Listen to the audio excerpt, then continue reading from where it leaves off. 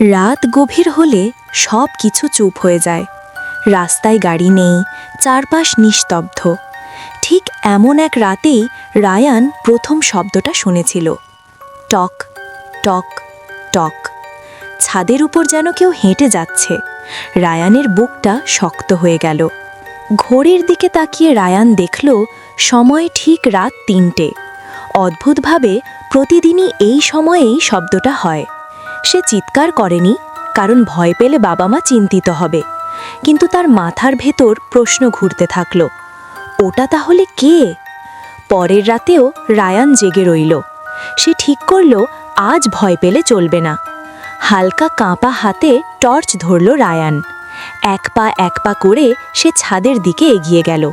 আর তখনই সে দেখল একটা ছোট বিড়াল পানির ট্যাঙ্কের পাশে আটকে পড়ে আছে। রাত ৩টেই খাবার খুঁজতে এসে বিড়ালটা ছাদে উঠে পড়েছিল। ভয়ের শব্দটা আসলে ছিল তার পায়ের আওয়াজ। রায়ান হালকা হাসল। যে শব্দ তাকে এত রাত ভয় দেখিয়েছে সে আসলে ভূত নয়, একটি বিড়াল। সব অচেনা শব্দই দানব নয়। কখনো কখনো ভয় আমাদের সাহস পরীক্ষা করে, আর সাহসী সত্যটা দেখায়। এরকম আরও মজার মজার গল্প শুনতে চাইলে সাবস্ক্রাইব করে পাশে থাকো।